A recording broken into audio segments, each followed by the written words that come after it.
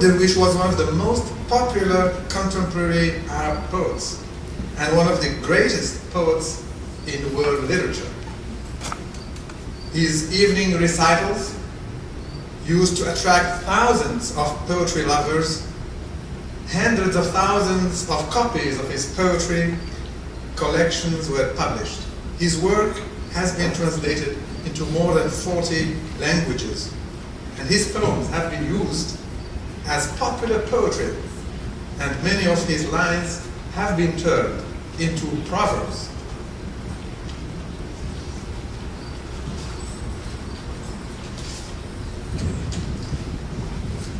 More than 40 countries have celebrated this week Darwish's poetry in all the Arab world, the European Union, South Africa, China, Chile, and the United States, and talked about his invaluable contribution and read his poetry. Mahmoud Darwish's poetry has had a great impact on Arabic poetry in particular, and many contemporary poets across the Arab world appreciate the high artistic value of his poetry. His poetry is ranked top among world-renowned poets and reflects the suffering, grief, and struggle of the Palestinian people and of the Arab Muslim societies. Together with Samih al-Qasim, another great Palestinian poet, Darwish was the greatest pioneer of Palestinian poetry of resistance. He was one of the most prominent leaders of the third phase of modern Arabic poetry after the first phase, which was associated with the birth of free verse poetry, initiated by the great poets like Nazik al-Malaika, Badr Shakir al-Sayyar, Abdul Wahab al-Bayati, and others. The fact that the world is honoring him this week collectively and expressing their solidarity with him and with the Palestinian people is a token of the world's appreciation of his work. Mahmoud Darwish's work also symbolizes the human love of life and love of poetry and his love of people and of life. بكلامه وشعره يبقى الإنسان حيا وتبقى الكلمة حية. Meaning, one is immortalized by one's poetry and words never die. A writer's words will remain alive and living for eternity.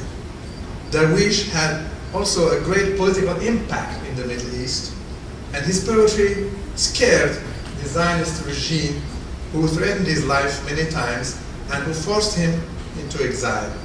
He was a member of the political bureau of the PLO, as we have seen, and worked closely with the late Palestinian leader Yasser Arafat. He fought since his young age to help Palestinians recover their land, their rights, and their dignity. He has known all kinds of Israeli restrictions, including prison and house arrest.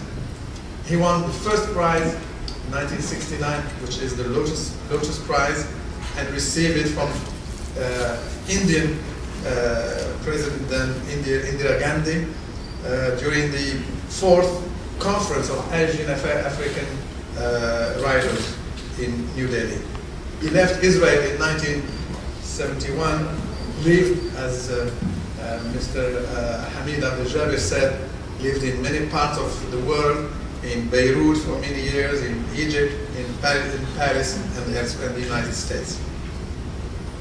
Mahmoud Darwish, who had been deprived of his homeland, Palestine, was able to build for himself a homeland made of tons of beautiful words and lines.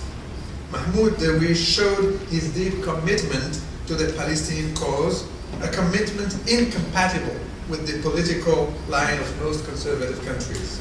He did not win the Nobel Prize, despite being one of the best poets of the world and best known in all countries, mainly because of this. But for many people, Darwish is the real Nobel. Cultural events like this one, which I appreciate very much and which are organized this week all over the world to pay homage to Mahmoud Darwish, is the largest of any recognition or any prize. The fact that thousands of artists, poets, intellectuals from more than 40 countries have decided to organize an international day to commemorate this great poet is the greatest tribute. How many poets won the Nobel Prize of Literature, and then people forgot about them immediately after the ceremony? Why the name of Mahmoud Darwish was and will remain firmly in the memory of poetry lovers forever. Darwish had a rich poetry experience which revitalized Arabic poetry and poetry in general as a universal art.